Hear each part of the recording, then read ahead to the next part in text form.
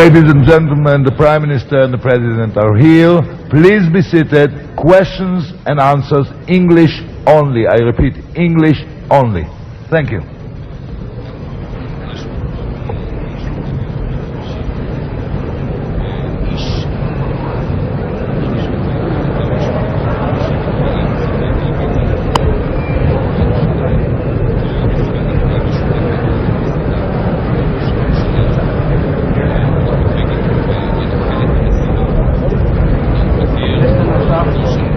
President.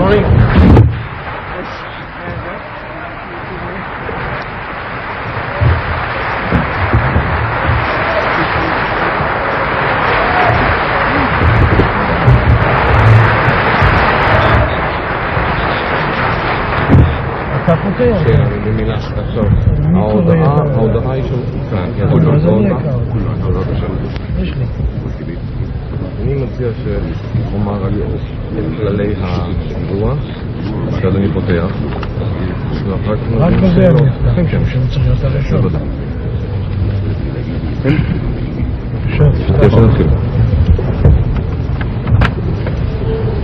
Your Excellencies, ladies and gentlemen, welcome to our communication center.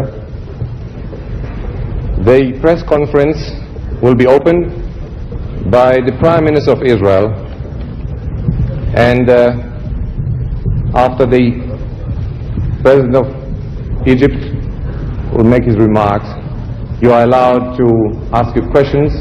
As agreed, all questions will be coming in English. I suggest that all those who want to ask questions will come as near as possible to the two microphones in the middle of the hall. Thank you, Mr. Prime Minister. With the permission of the President, our noble guest, I'll read to you, ladies and gentlemen, an agreed communique issued at the conclusion of the visit to our country of President Sadat.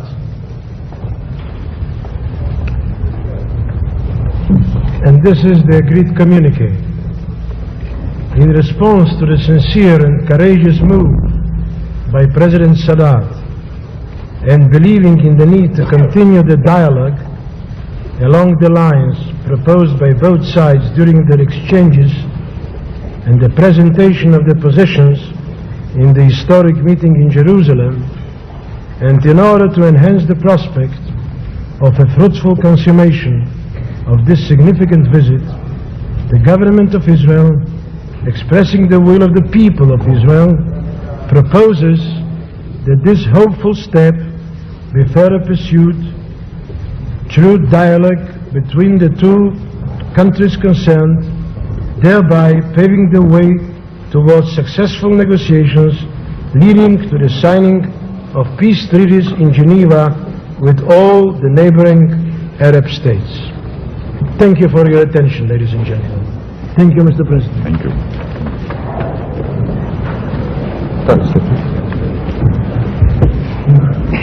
May I ask for your questions?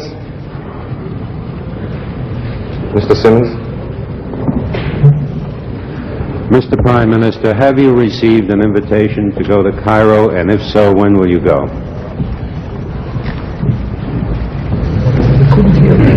Can you repeat your question, please? Yes. Have you received an invitation to go to Cairo, and if so, when will you go?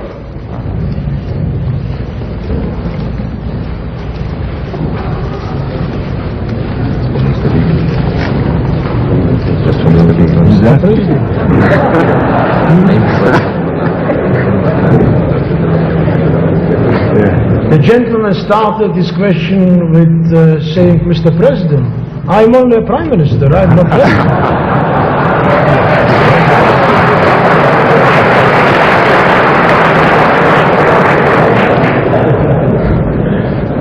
Shall I try again? Yeah, all right. No, I find myself well now. We discussed this issue with complete candor. I think perhaps President Sadat would like to reciprocate. I would like to see Cairo, but I do understand the reasons why at this stage such an invitation was not issued.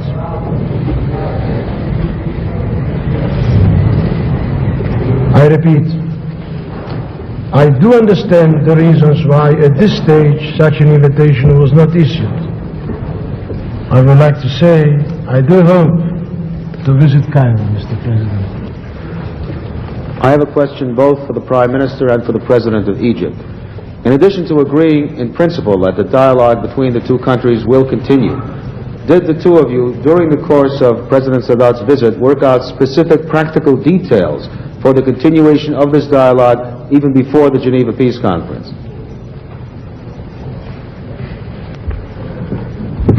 Well, for sure, we have made a big survey for all the problems that we are facing. We gave great importance to the convening of the Geneva Conference.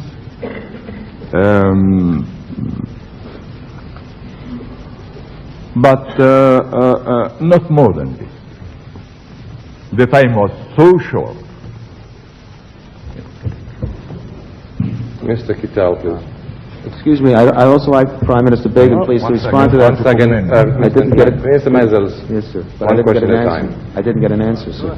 Yes, I'm speaking about how do you continue a dialogue without an Israeli ambassador in Cairo and an Egyptian ambassador in Jerusalem, or how will you do it practically? That's what I'm trying to get at. Well, the establishment of diplomatic relations usually goes together with the signing of peace treaties. In fact, sometimes establishment of diplomatic relations does precede the signing of a peace treaty, as the case is between the Soviet Union and Japan, when they signed in October 1956 in Moscow the peace declaration, which is no peace treaty, and yet it includes establishment of diplomatic relations. But in our case, I suppose it will be logical to have diplomatic relations established as an integral part of the peace treaty, which in God's good time we hope to sign. Mr. Kittal, 1 second, please. Mr. President, why aren't you inviting the Prime Minister of Israel to visit Cairo on this stage? Now, Well, after I was invited here by the Prime Minister, and after I addressed the Knesset and the Israeli people through the Knesset, the Prime Minister has got the full right to come and address our parliament there in Cairo. But for certain reasons that we discussed together, we have found that we postpone this issue for the future. Mr. Kittal, you heard from the President that I have a right, and we postpone only the exercise of the right. Sir, could you identify by name and organization? Christopher Wren of the New York Times, Cairo correspondent. Mr. Prime Minister, in view of the political and physical risks that the President of Egypt took by coming to Israel, do you feel that you have gone far enough in giving him something that he can take back home?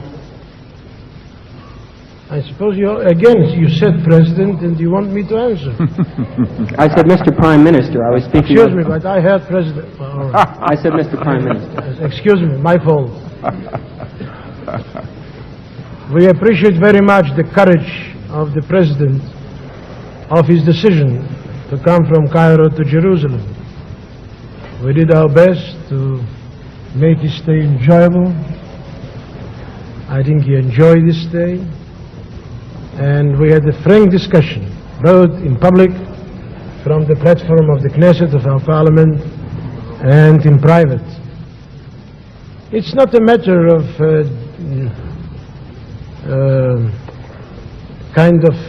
compensation what we wanted to achieve during this visit is to make sure that we started a serious, direct dialogue about the ways to establish peace in the Middle East, not only between Egypt and Israel, but also between Israel and all the other neighboring countries. I think we can say that we made progress on this issue, and the key word is continuation. We agreed that we are going to continue our dialogue, and ultimately out of it will come peace. Maybe. Mr. President, my name is A.B. Nathan. I'm from the Voice of Peace, the peace ship that sailed into the canal thanks to your permission early this year. My question to you, sir, is how did you get, I have been several times to Egypt by air and sea, how did you get the idea, and who were the leaders around the world that encouraged you to make this bold initiative for peace to help to bring our people together? And when can I hope to come with an Israeli football team to Cairo to play with the Cairo 11? Well, for the first part of the question about this initiative and the time, and if I have already discussed it with any other leader, well, my answer is this: it started before I started my last trip to Romania, Iran, and Saudi Arabia. I didn't discuss it with anyone except my foreign minister and for sure our Security Council in Egypt. The whole situation needed action. The peace process needed momentum again, and these are the motives behind this initiative. Sir, identify Radio Middle East Affairs commentator. A common key question to Mr. President Sadat, to Mr. Prime Minister Beygen. After so many cordial conversations, did you really reach an agreement on the meaning of the word security concerning Israel and the neighbor countries? The second question is directed to Mr. President Sadat. The Arab hospitality is very well known all over the world. Did you feel a little bit embarrassed by the fact that you had to postpone the invitation of Mr. Beygen to Cairo? Thank you. I am not embarrassed.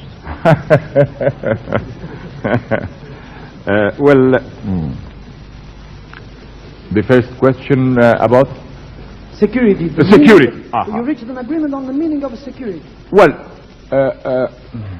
with the Premier and with the Knesset today, the various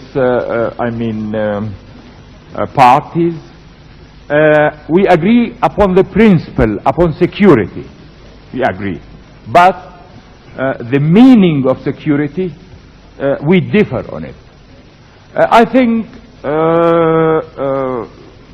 through Geneva we can reach an agreement, and let us hope that what I have said already today in the Knesset, let us hope that the two slogans that I want everyone to say is, let us have no war after October, and let us agree upon security. I think those are the main issues. For the second question, and hospitality, Mr. President. I beg your pardon? Hospitality, Mr. President. Hospitality, yes. A very sly. Either I am an Arab and hospitable or not. No. As I said before, we have discussed this, Premier Beygen and me, and we agreed together to postpone it for the time being. I would like to add one remark. I will say to the questioner and to all of you, ladies and gentlemen, that during the visit of President Sadat to our country and to Jerusalem, a momentous agreement was achieved already.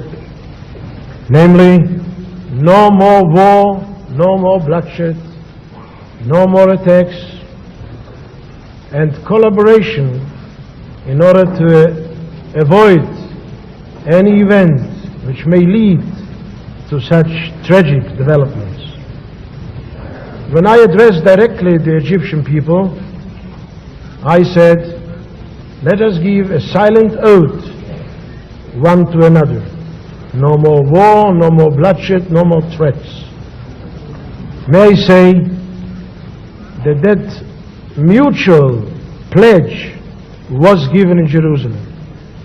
And we are very grateful to President Sadat that he said so from the platform of the Knesset, personally to me, and today also to my colleagues in Parliament, both the supporters and the opponents of the government of the day.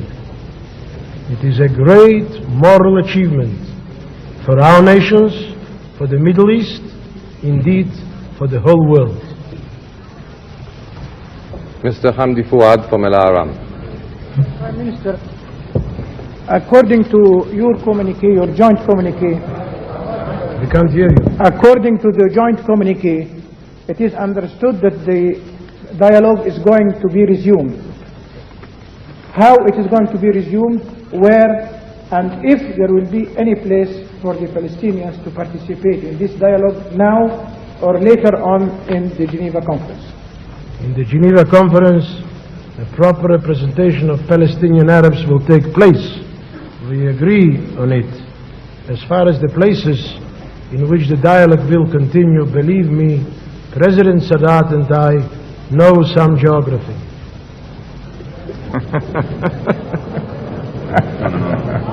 Not Mr. Musa. Not Mr. Musa. Mr. Keith Graves, BBC.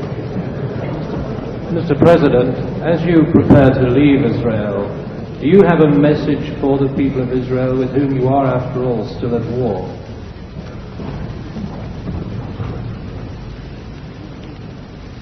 If I may say anything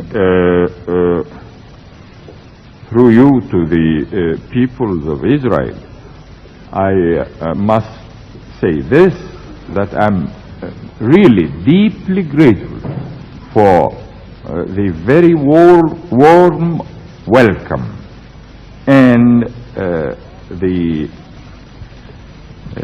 marvelous sentiments that they have shown to me.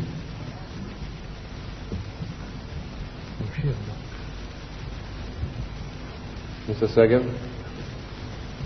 Mr. President, I'm Shmuel Segev from Ma'ariv. The Israeli government has allowed many Egyptian journalists to come and cover your visit. Will you now be prepared to open the doors of Egypt for Israeli journalists?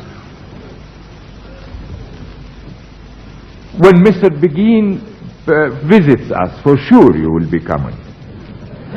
Not before? Sir? Mr. Segev, להתראות בקהיר. Yes, Claude Madras, Swiss TV. I have two questions for Mr. Beygen and Mr. Sadat. First, after all your talks, are you now both convinced of the sincerity of the desire for peace of each of you? Second question, did you fix a date for the reconvening of the Geneva conference? Well, for the first question, yes. For the second question, we shall be working in the very near future for the reconvening of Geneva Conference. For the first question, yes. And we shall together work for the reconvening of the Geneva Conference.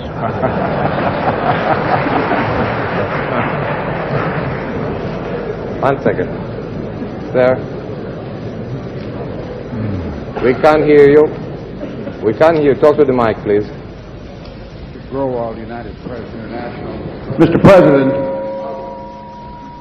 President, what psychological and what substantive progress have you made in Israel on your visit, sir? What? Please? What psychological and what substantive progress have you made in Israel? Well, maybe you have heard me saying before that one of the main motives behind this visit to Israel was that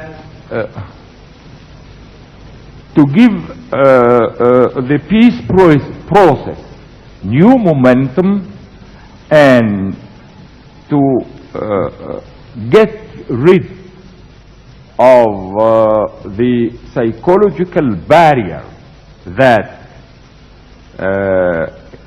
I mean in my idea was more than 70% of the whole conflict, and the other 30% is the substance. For the substance, as I told you, we have made a very big survey, but the time is so short to have, I mean, progress in this way. Sir. The time was so short that I think that before I go to Cairo, I will have to invite for a second time President Sadat, if you reason. Yes, sir. Murad al-Imari from the Israeli Broadcasting Arabic section. I have two questions to the President of the Arab Republic. The first, after your meeting recently with the delegation of the Armed Services Committee of the United States House of Representatives, you were quoted as saying, quote, "The Soviet Union will for sure make difficulties for me, and I am making my calculations so that this attitude should not create any obstacles at Geneva," end quote. Do you think, Mr. President, that in the circumstances the Soviet Union is blocking the road towards Geneva? Well,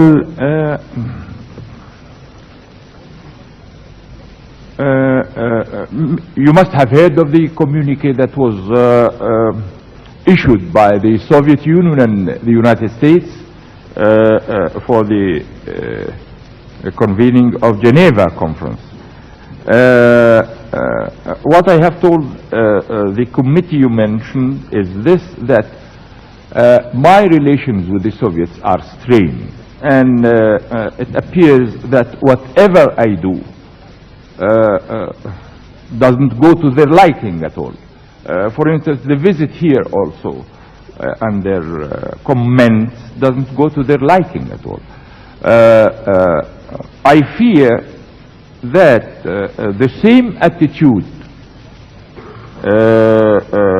could be adopted in Geneva, and they are one of the co-sponsors, but in the same answer I said that whenever we reach the parties concerned,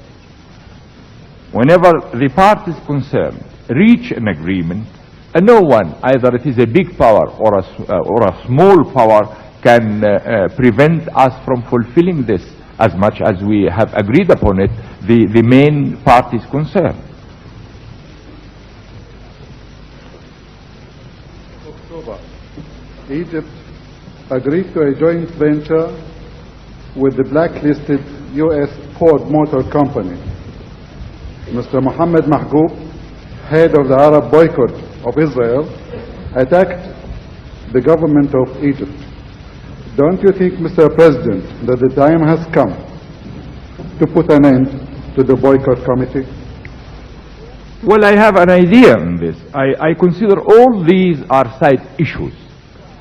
Let us try and solve the main issue, then all these side issues automatically will be solved. Mr. Landau. David Landau, the Jerusalem Post. Mr. Sadat, I thought it was significant that you went out of your way this morning to congratulate Mr. Perez on his speech. You called it constructive. Could you tell us what precisely in Mr. Perez's speech you found constructive? Well, I said that, and I said also that in spite of the fact that we differ on several issues. Don't forget that. I said, in spite of the fact that we differ on several issues, but still his speech was constructive. Mr. Siegelman.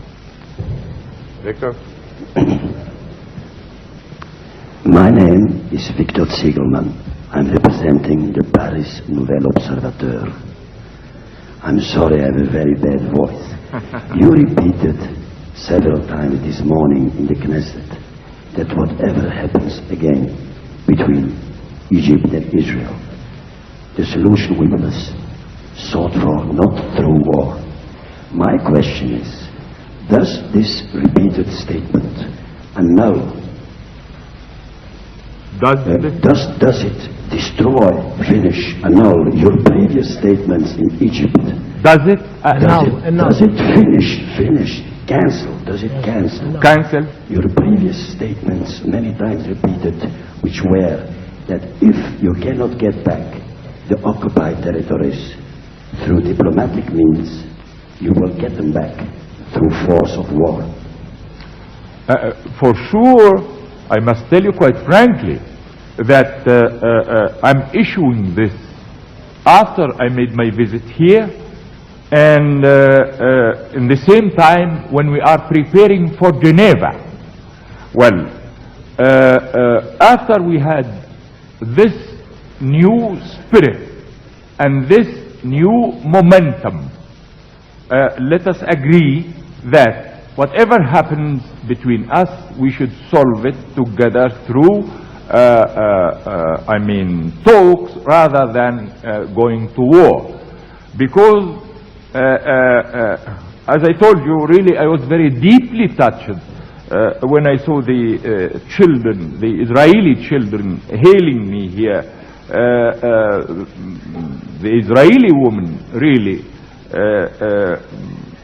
I was very deeply touched. And the same thing happens in Egypt also. Maybe you know that my people now are 100% behind me. They don't want any war. They want that we settle our differences on the table. But mark this. I said also in the Knesset, and I differed with Premier Beygen about it. He considered this as a condition.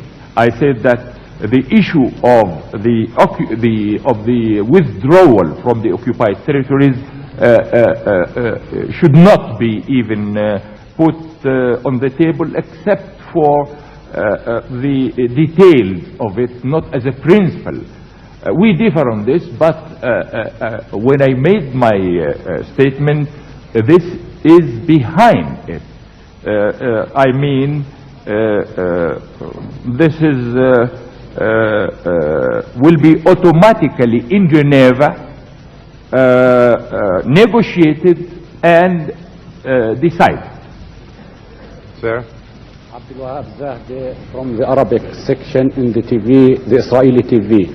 Mr. President, have you today discussed with the West Bank personalities the political future of the West Bank, and do you think they should participate in Geneva? And the second question, when are you going to visit King Khalid? Well, for the first question, I received them. They were very kind, really, to come and apologize for those who are abusing me outside, in the outside world, from their patriots. And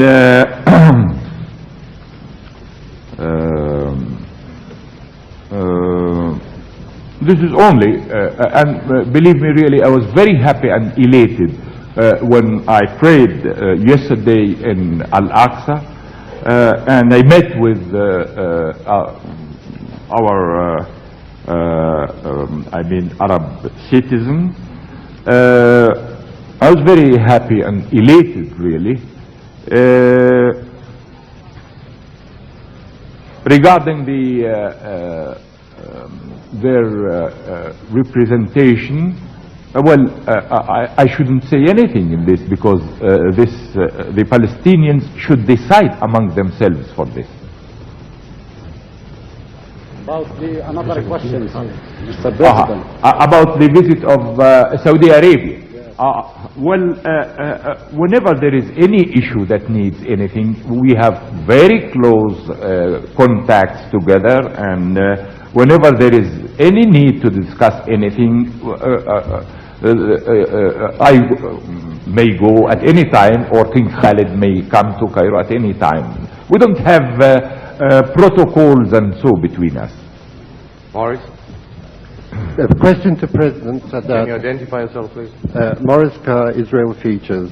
Mr. President, now that you are more fully acquainted with the facts of the Nazi Holocaust, do you have a better insight into Israel's determination to maintain appropriate security positions against the extremist elements that are openly committed to the destruction of the Jewish state?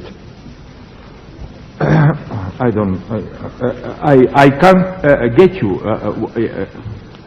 Please repeat the question. Mr. President, now that you are more fully acquainted with the facts of the Nazi Holocaust, do you have a better insight into Israel's determination to maintain appropriate security positions against the extremist elements that are openly committed to the destruction of the Jewish state? Well, as you must have heard me now saying that security is one of the two main issues or two main slogans that should be raised now. And I quite agree, I quite understand the point of view of the security for the Israelis. But on the other hand, it shouldn't be through any compromise on land, because it will mean expansion. And in my idea, we shall discuss this thoroughly after that. Few kilometers here or few kilometers there will not provide security. The intention that provides security. Peter Snow. President Sadat, Peter Snow, British Independent Television News. You have faced very strong attacks from much of the rest of the Arab world for your visit here. You've even been faced with the threat of assassination for what you've done. What do you say to these people? Well, I shall not be saying anything to those people. I think I shall be telling my people in Egypt what has happened here. I shall be giving a speech before the parliament after my arrival, a few days after that. I need not answer all those who have attacked. Well, and let me remind you that after the second disengagement agreement, and for one continual year, I was much more vehemently attacked rather than the attacks now. Sarah, on the right side. Yes, I have a question for both Prime Minister Beygen and for President Sadat. And the premise is to be the same for both questions. Since there are 23 other Arab countries with millions and millions of miles of land and plenty of money, and since Israel's territory is so small in comparison, and since, as Mr. Sadat, President Sadat just said, some of this land was acquired by, as he termed it, expansion, but which was actually acquired by defensive war after it was started. A question to Premier Beygen is, does he believe any of this land should be given up in view of the biblical injunction not to surrender 1 inch of land acquired with the help of God? And the question to President Sadat is, wouldn't a larger demilitarized Sinai with joint development of the oil resources or other resources in the area, and with economic development and cooperation to help his battered economy, wouldn't this and tourism be better for Egypt and for Israel than giving up any of the land? Or is vanity to win territory more important? 2 words only for my answer. Our land is sacred.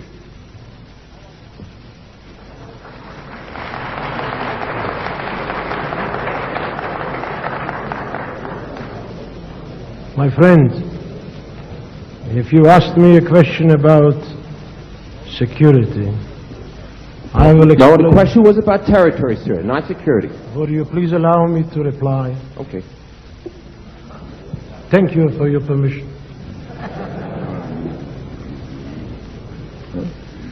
I will explain now what is security to us. The lives of every man, woman and child. This means to us national security. We have an experience, a very long experience.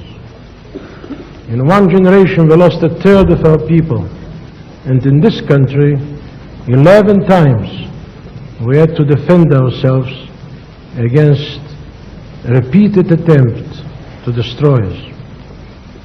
With such an experience, we will care for our people, for our women and children, as I said yesterday in Parliament.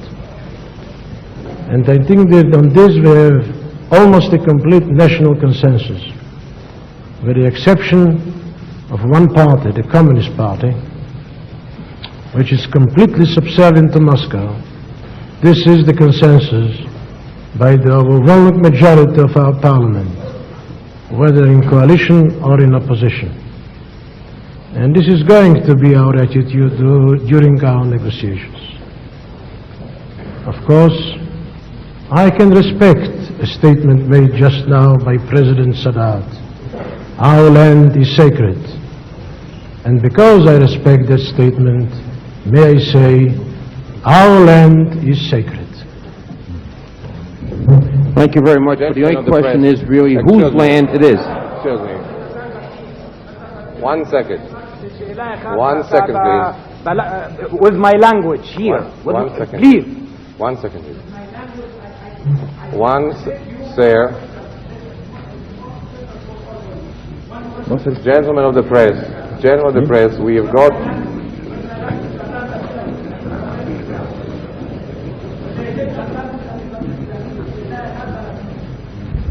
Gentlemen of the press, can you wait 1 minute, please?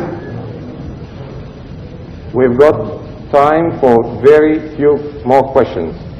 One, I would like the journalists to limit themselves to 1 question only. 1 second, please. And I request you, sir, and I proceed. Sir. ידיעות אחרונות, Israel, a question to Prime Minister. Mr. Prime Minister, do you note a certain lack of symmetry in the fact that President Sadat crossing a political canal and exposing himself to vis-à-vis his own people, while you stayed within the safety, relative safety of Israeli official concept? In other words, while Mr. President Sadat came to Jerusalem and addressed himself to us, you came to Jerusalem and you addressed yourself to us. Is it symmetry? Well, as I told you, my friend, I'm ready to go any day to Cairo. And then if to accept your statement, I will take that risk. So if taking risks is the problem, I suppose both of us are prepared to take risks. Thank you. Charles Wise, please. Excuse me. Charles Weiss, Voice of America, Jerusalem. Yesterday in his speech, President Sadat spoke about the Palestinian problem. This is directed to the Prime Minister. Spoke about the Palestinian problem being the crux of the Mideast conflict, that Israel would have nothing to fear if a new state were established, that no peace can be established without solving the Palestinian problem. I would like to ask Mr. Prime Minister why you did not relate by so much as a word to what Mr. Sadat had to say. I did, but I spoke in Hebrew, and I must correct you, as I do always. Palestine is the name of a country, this country. And in this country there are two nationalities. Therefore there are Palestinian Jews and Palestinian Arabs. When you say Palestinians, you don't explain the problem at stake. We do recognize the Arab nationality in our country, and therefore always say, please, the question of Palestinian Arabs. And when I spoke in Hebrew, I said, Abaya shel Arviyei Eretz Israel. Because in Hebrew, the name of this country is Eretz Israel, since the book of Shmuel. And as President Sadat knows perfectly well the Bible, no less than the Quran, he knows the book Shmuel as well, where it is written for the first time, V'charash lo yimatzei b'chol Eretz Israel, and no locksmith will be found throughout Eretz Israel. The translation of Eretz Israel is Palestine. I spoke about the Arabs of Eretz Israel, or in other words, about Palestinian Arabs. It is an issue, and we have proposals to solve this issue. 1 second, please. Madam? One second. Mr. President, as a Jew from Australia, I'm sorry. may I give the... I'm sorry. I'm sorry, sir. Madam, please. Madam. I repeat, give the microphone to the madam, please. Be a gentleman. I think... Mr. Batir. No, I'm sorry. You'll give the... I want you, please, sir, be a gentleman and to give the microphone to the lady, please. To the lady now. Thank you.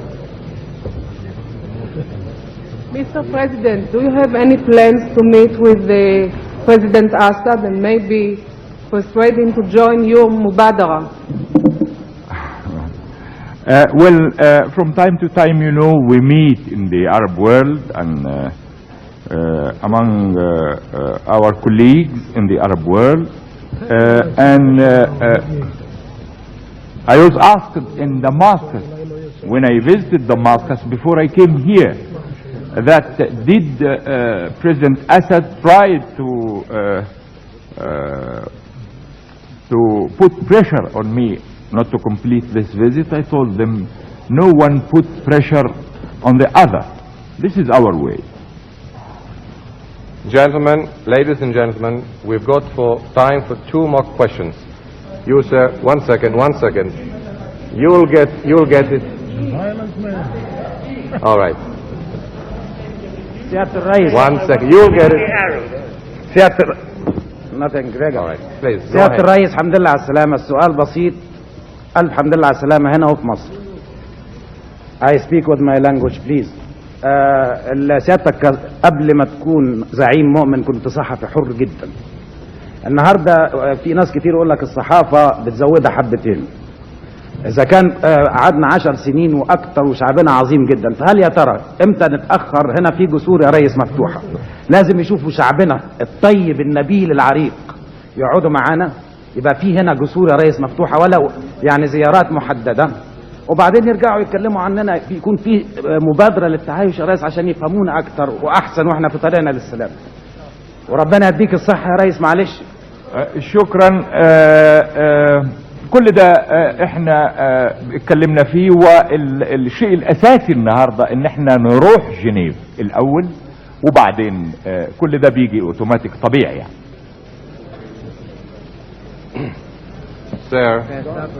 Sir, you now. Yes.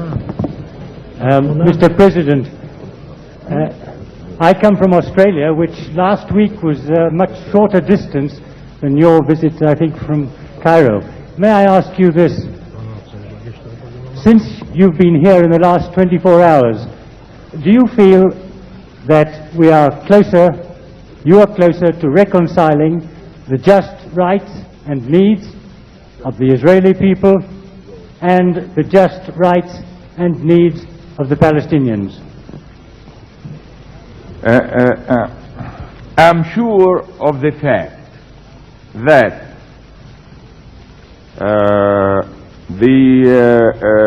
the process that we started through my visit here will enable us to solve all the problems. And I said, for example, we consider that here is an urgent problem, that is namely security. I also consider that a Palestinian state is very important in spite of our difference upon this issue, but still we can in Geneva decide all these. If you ask me, am I optimistic or pessimistic, I may tell you I'm optimistic. Ladies and gentlemen, this was the last question, and now I give the floor to the Prime Minister. Mr. President, ladies and gentlemen, it will take another 2 hours and President Sadat will be on his way to his country, to Cairo. May I now sum up this momentous visit. It is indeed a momentous visit. We are formally at state of war, our two countries. As far as I remember, I do not know of a precedent that a leader of a country which finds itself at state of war with another country paid such a visit to that country, was received with so much warmth, sincerity.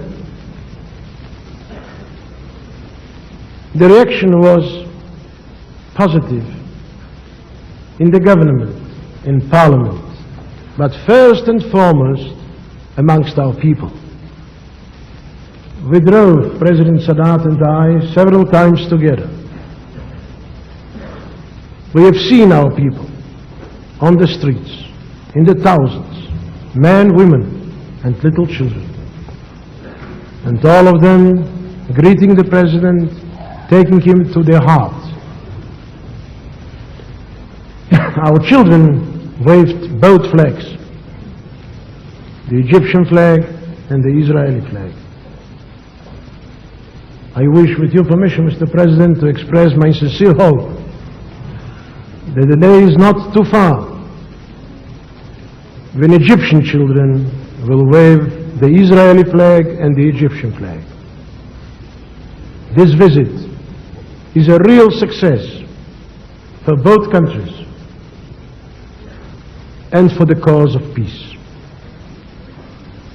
And as we both, the President and I, do believe in divine providence, we say, before the departure of the President and his party, we pray to the Almighty that He gives all of us the wisdom to continue in our efforts to bring peace to our nations, real peace, and so make sure that this region, with all the nations dwelling here, achieve peace, advance, and live in liberty, in justice, and in happiness. Thank you. Well, ladies and gentlemen, may I seize this opportunity really to thank Premier Begin, to thank the Israeli people, and President Katsir for the very warm welcome that was accorded to me here. We are in a crucial moment. Let us hope, all of us, that we can keep the momentum in Geneva, and may God guide the steps of Premier Begin and the Knesset, because there is a great need for hard and drastic decisions. I have already